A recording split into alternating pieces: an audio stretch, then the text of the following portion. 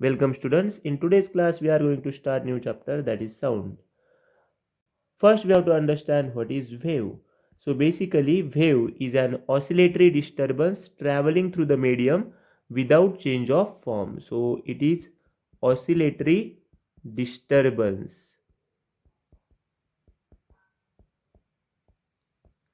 तो अलग अलग टाइप के हम वेव हमारे जीवन में देख सकते हैं। जैसे कि पानी के सरफेस पे हम जब पत्थर डालते हैं तब वहाँ पे भी वेव फॉर्म होते हैं। साउंड जो है, साउंड भी एक क्या है, वेव है। जो लाइट है वो भी क्या है, एक वेव है। X rays, UV rays, all these are the types of wave.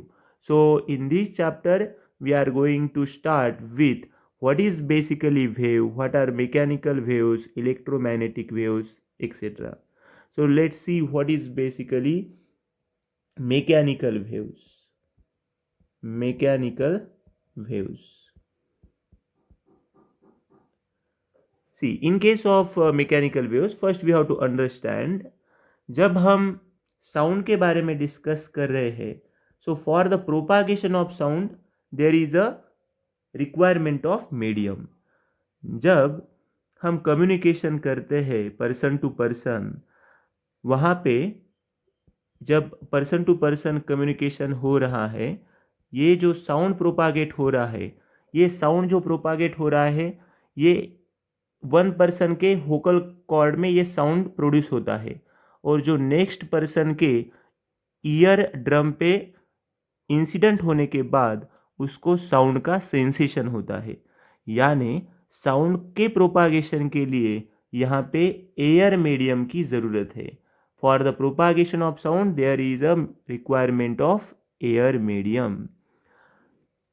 So in case of if we are on the surface of moon, जब हम मून पे होंगे तब हम जब पर्सन टू पर्सन ये जब डिस्कशन होगा तब हमें ये जो साउंड है ये नहीं मिलेगा। क्यों नहीं मिलेगा? क्योंकि वहाँ पे जो एटमॉस्फियर है वो मून पे नहीं है। So basically for the propagation of sound there is a requirement of medium. Okay, for the propagation of sound we require medium. So from this we can understand that the waves which require material medium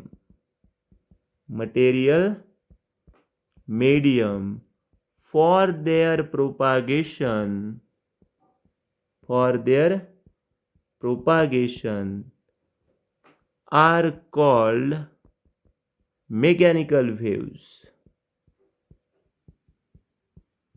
are called mechanical waves. So what is basically mechanical waves? The waves which require material medium for their propagation are called mechanical waves. For example, sound waves is a mechanical wave. So ये जो sound wave है वो क्या है? Mechanical waves. जब wave को propagate करने के लिए, प्रोपागेशन का मीनिंग क्या होता है? प्रसरण, यानी one point two another point. ये जो वेव का प्रोपागेशन हो रहा है इसके लिए हमें यहाँ पे मीडियम की ज़रूरत है। सो इसलिए हम ये कह सकते हैं कि साउंड वेव जो है वो मैकेनिकल वेव है। The waves which require material medium for their propagation are called mechanical wave. जैसे कि हमने लास्ट एग्जाम्पल में देखा, यहाँ पे on the surface of earth we are hearing the person sound which is next to us due to the air medium. यहाँ से air से ये हमें साउंड प्रोपागेट हो रहा था। लेकिन यदि हम मून के सरफेस पे जब पर्सन टू पर्सन डिस्कस करेंगे तब हमें वहाँ पे साउंड नहीं मिलेगा, क्योंकि वहाँ पे एटमॉस्फेयर नहीं है। साउंड को प्रोपागेट होने के लिए मीडियम की ज़रूरत होती है। तो यही हमने अभी देखा है कि what is basically mechanical wave. The waves which require material medium for their propagation are called mechanical waves. Now we will see what is basically electromagnetic waves. Electromagnetic waves, इसे हम EM वेव्स भी कहते हैं, EM waves.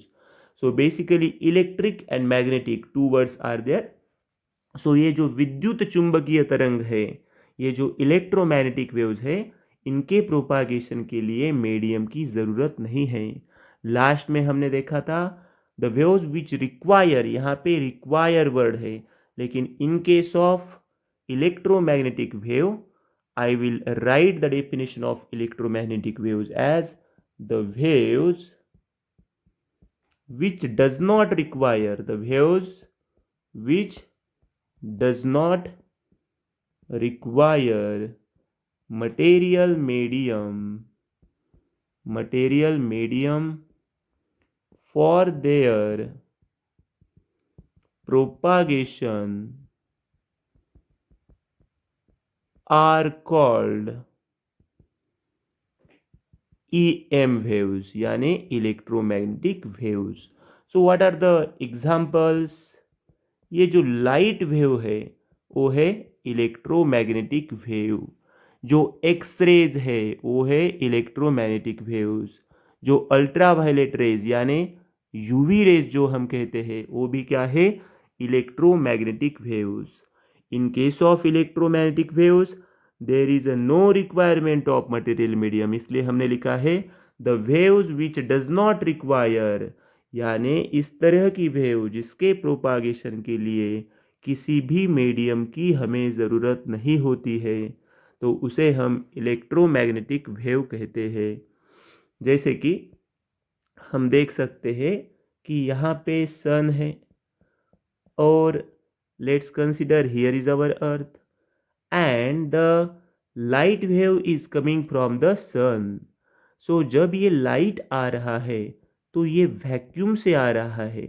यहाँ पे atmosphere नहीं है, यहाँ पे वैक्यूम है.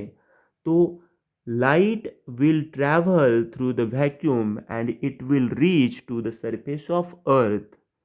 तो लाइट वेव के ट्रैवल होने के लिए मीडियम की ज़रूरत नहीं होती है. तो इसलिए जो लाइट वेव है वो है EM वेव. लाइट वेव कौन सी वेव है? EM wave.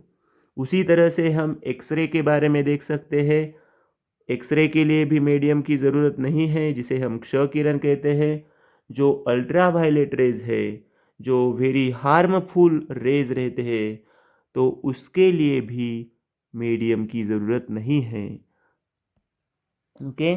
सो हमने अभी देखा कि मैकेनिकल वेव्स और इलेक्ट्रोमैग्नेटिक वेव्स क्या होती है. सो बेसिकली मैकेनिकल वेव्स का हमने एग्जांपल देखा है साउंड वेव.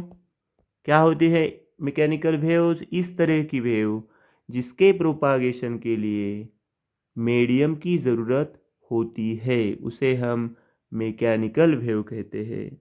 और जिस वेव के प्रोपागेशन के लिए मटेरियल मीडियम की ज़रूरत नहीं होती है, उसे हम इलेक्ट्रोमैग्नेटिक वेव्स कहते हैं. और उसका एग्जाम्पल हम लाइट वेव्स लिख सकते हैं. ओके. तो ये जो हमारा साउंड ये चैप्टर है, तो साउंड वेव कौन सी वेव है? Mechanical wave. So after learning mechanical waves and electromagnetic waves, we will discuss about some basic properties of the waves. See here, now our wave is traveling along positive x-axis. तो हमारी ये जो wave है ये positive x axis के दरम्यान यहाँ पे ट्रैवल कर रही है. जब हमारी वेव पॉजिटिव एक्स एक्सिस के दरम्यान यहाँ पे ट्रैवल करती है, तब हमें कुछ जो कॉमन प्रॉपर्टीज़ है वो यहाँ पे देखने की है. सो बेसिकली हियर जो अपर सरफेस है उसे हम क्रस्ट कहते हैं. जो लोअर सरफेस है उसे हम ट्रफ कहते हैं. सी हियर, ये जो अपर सरफेस है ये क्रस्ट है, ये नीचे ट्रफ है, ऊपर क्रस्ट है, नीचे ट्रफ है, यहाँ पे क्रस्ट है, यहाँ पे ट्रफ है. इस तरह से तो ये जो वेव प्रोपागेट हो रही है, जो upper surface of the wave is known as crust and the lower surface is trough. तो इस वेव में ये जो है ये है ट्रफ, ये है ट्रफ. ओके. और ये अपर सरफेस है, ये है क्रस्ट, ये भी होगा क्रस्ट और ये भी होगा crust. So what is basically crust? The upper surface of the wave is known as crust and lower surface is trough. So हमारे यहाँ पे जो फर्स्ट डेफिनेशन, इंपॉर्टेंट डेफिनेशन यहाँ पे हम देखेंगे वो है amplitude, which is denoted by small a. Definition: the maximum displacement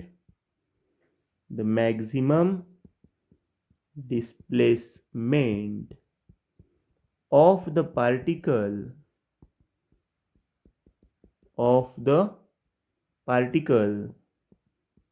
from its mean position is called amplitude.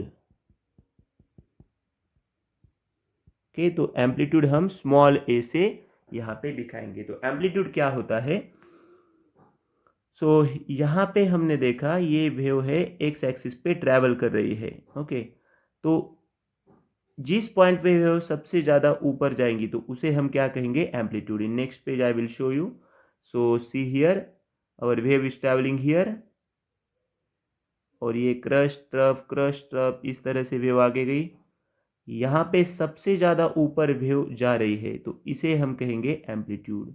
ये जो डिस्टेंस होगा उसे हम क्या कहेंगे? एम्पलीट्यूड कहेंगे. Okay, so what is basically amplitude? The maximum displacement, यहाँ से यहाँ तक का जो मैक्सिमम डिस्प्लेसमेंट होगा वो क्या होगा? एम्पलीट्यूड. इसे भी आप एम्पलीट्यूड कह सकते हैं, इसे भी आप एम्पलीट्यूड कह सकते हैं. So basically what is amplitude? That is maximum displacement. हमने अभी देखा है कि the maximum displacement of the particle from its mean position is called amplitude. तो ये जो एम्पलीट्यूड होता है जब वेव इस एक्स एक्सिस पे ट्रैवल कर रही है तो जब सबसे ऊपर वेव जहाँ पे जा रही है उसे हम एम्पलीट्यूड कहेंगे और वो हम स्मॉल ए से दिखाएंगे. अभी हम इसका एमकेएस यूनिट क्या है देखेंगे और बाद में सीजीएस यूनिट क्या है वो भी देखेंगे. See its MKS unit is metre and CGS unit is centimetre. क्योंकि ये क्या है? एम्पलीट्यूड क्या होता है? मैक्सिमम डिस्प्लेसमेंट होता है. तो डिस्प्लेसमेंट मेजर करने के लिए हमें मीटर ही लेना पड़ेगा और सीजीएस सिस्टम में वो हो जाएगा सेंटीमीटर. और इसके जो डायमेंशन होंगे वो होंगे L1 M0 T0. Next, second definition, wavelength. So wavelength is denoted by lambda. ये जो उल्टे वाई जैसा ये जो सिंबल है तो इसे हम, ठीक है, लैम्बडा प्रोनाउंस करेंगे. ओके, क्या प्रोनाउंस करेंगे? लैम्बडा. तो basically what is wavelength? First we will see the definition. The distance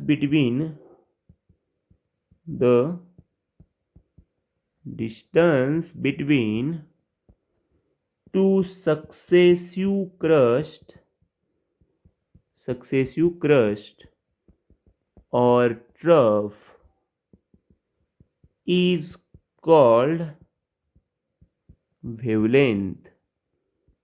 Okay, the distance between two successive crust or trough is called wavelength. See here, if here is wave which is traveling along positive x-axis. okay, तो यहाँ पे हम देख सकते हैं ये crust है, ये क्रस्ट है. इन दोनों में का जो डिस्टेंस होगा उसे हम वेवलेंथ कहेंगे. यहाँ पे ट्रफ है, यहाँ पे ट्रफ है. इन दोनों का जो डिस्टेंस होगा वो भी हम लैम्बडा से शो करेंगे. और यहाँ पे जो क्रस्ट होगा ये भी डिस्टेंस क्या होगा?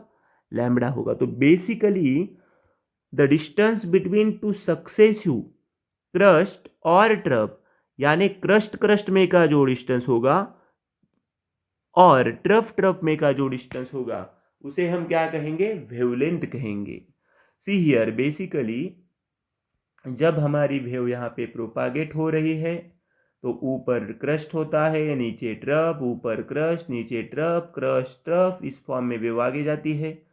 तो ये जो अपर सरफेस है, ये अपर सरफेस है यानी क्रस्ट है, इन दो क्रस्ट में का जो डिस्टेंस होगा उसे हम लैम्बडा से डिनोट करेंगे और उसे ही हम वेवलेंथ कहेंगे। ये जो ट्रफ है, ये जो ट्रफ है, इन दोनों में का जो डिस्टेंस होगा उसे हम लैम्बडा से डिनोट करेंगे। सो what is basically wavelength? The distance between two successive crust or trough is called wavelength. यहाँ पे एक सक्सेसिव, ये जो वर्ड है, सक्सेसिव मीन्स व्हाट? एडजेसेंट, यानी फर्स्ट क्रस्ट के बाद जो नेक्स्ट क्रस्ट आएगा उन दोनों का ही डिस्टेंस हमें लेना है। Okay, otherwise first trough, second trough, इन दोनों में का लेना है, यानी जो कंटिन्यूअस एक के बाद एक आएंगे उन दोनों का ही हम ले सकते हैं। Okay, so in this way we can understand wavelength. तो ये जो वेवलेंथ हमें दिखाई दे रही है, इसका जो एम के एस यूनिट क्या होगा, सी जी एस यूनिट क्या होगा, डायमेंशन क्या होंगे, ये देखने के लिए आप इस डायग्राम को देखो। What is basically wavelength? The distance between two successive crust. ये जो डिस्टेंस होता है, तो डिस्टेंस तो हम मीटर में मेजर करेंगे, सीजीएस में सेंटीमीटर होगा, और डायमेंशन यहाँ पे L1, M0 और T0 होंगे। Okay, now we will see next definition. Amplitude, wavelength के बाद हम देखेंगे अभी frequency.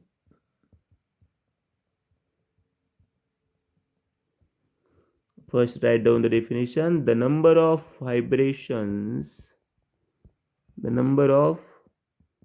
vibrations per second is called frequency. See, जब वेव वन मीडियम से दूसरे मीडियम में जाती है तब उसकी वेवलेंथ चेंज होगी, उसकी वेलोसिटी चेंज होगी, लेकिन जो फ्रीक्वेंसी है वो क्या होती है? कांस्टेंट रहती है। सो फ्रीक्वेंसी जो होती है that is reciprocal to period. जो फ्रीक्वेंसी हम यहाँ पे दिखाएंगे वो स्मॉल n से दिखाएंगे। सो फ्रीक्वेंसी के लिए मैंने लिखा स्मॉल n और 1 by पीरियड के लिए capital T। So what is basically frequency? The number of vibrations per second is called frequency। यानी पर सेकंड में, पर यूनिट टाइम में कितने वाइब्रेशंस होंगे। वाइब्रेशंस क्या होता है? एक कंप्लीट क्रस्ट, एक कंप्लीट ट्रफ, ये जो वन साइकिल होता है उसे ही हम वाइब्रेशन कहेंगे। तो number of vibrations per second that is called frequency. Frequency denoted by N and frequency is reciprocal to the period.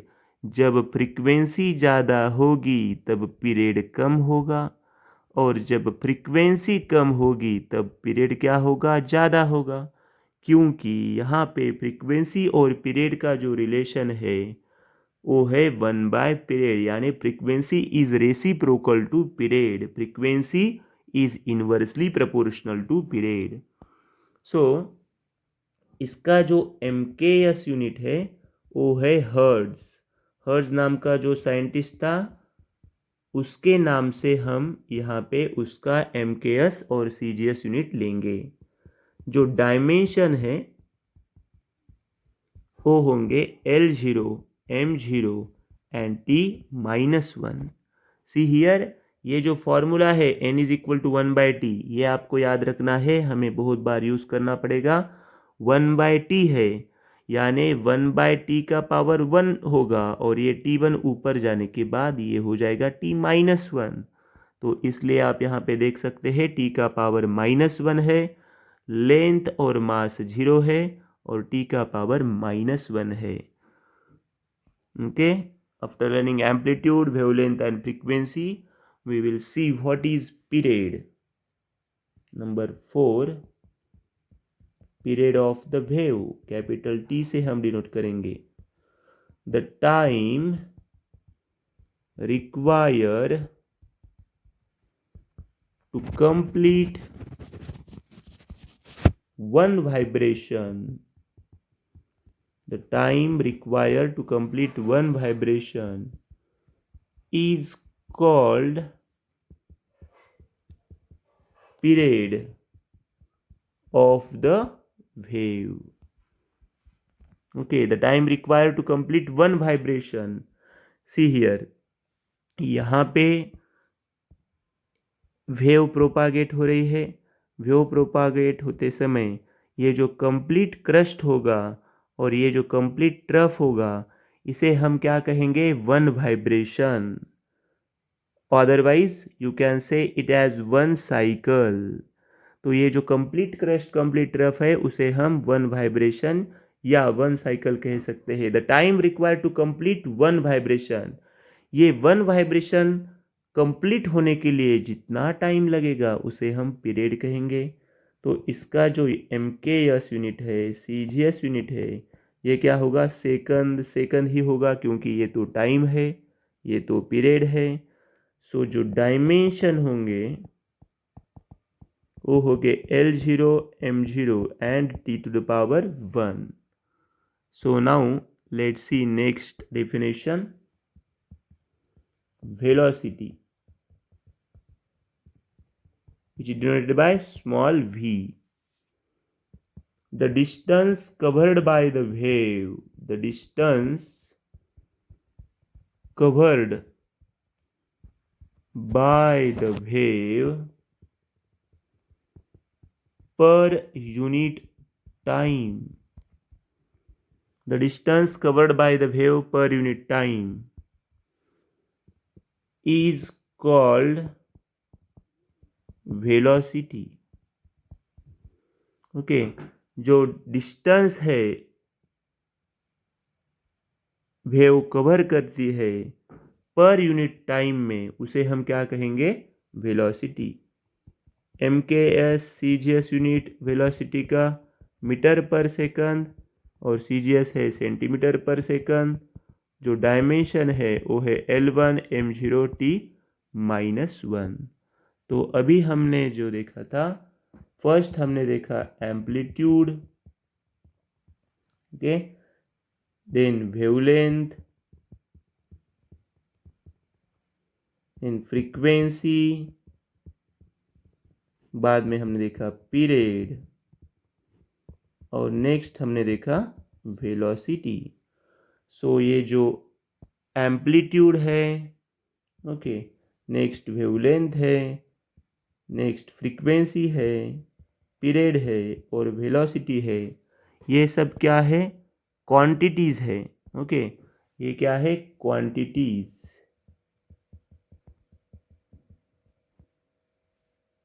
Okay, so basically ये सब क्या है? क्वांटिटीज है। तो अभी इनके जो सिंबल है वो हम लिखेंगे। ओके, सिंबल, एम्पलीट्यूड का सिंबल है स्मॉल a, वेवलेंथ का सिंबल है लैम्डा, फ्रीक्वेंसी का सिंबल है n, पीरियड का सिंबल है कैपिटल T, वेलोसिटी का सिंबल है v। ओके, तो अभी हम इसका MKS यूनिट देखेंगे। MKS यूनिट, एम्पलीट्यूड का MKS यूनिट है मीटर, वेवलेंथ का यूनिट है मीटर, फ्रीक्वेंसी का है हर्ट्ज, पीरियड का है सेकंड और वेलोसिटी का भी है second. Okay, see now we will see the CGS unit. Metre का होगा सेंटीमीटर, यहाँ पे सेंटीमीटर, हर्ट्ज का तो हर्ट्ज ही होता है, सेकंड। सी हियर, यहाँ पे हमने जो लिखा है, ये जो सेकंड लिखा है यहाँ पे क्या है? यूनिट क्या है? वेलोसिटी का मीटर पर सेकंड है। Okay, so that is metre per second और यहाँ पे हो जाएगा सेंटीमीटर पर सेकंड। ओके, और अभी हम देखेंगे डायमेंशन।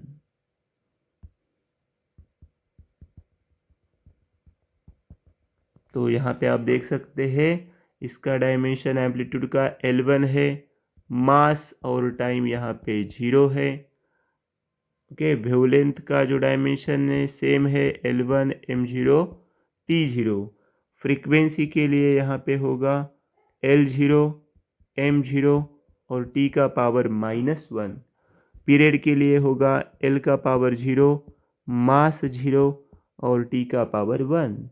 वेलोसिटी के लिए यहाँ पे होगा L1 M0 और T -1। सो इस तरह से हमने ये जो बेसिक कंसेप्ट है वेव के बारे में, इसको यहाँ पे हमने डिस्कस किया है।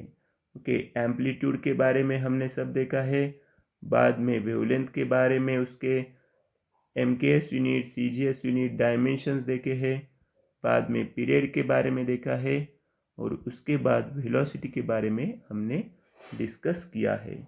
So in this way we discussed about the very important basic concepts related to the sound. Thank you for watching this video.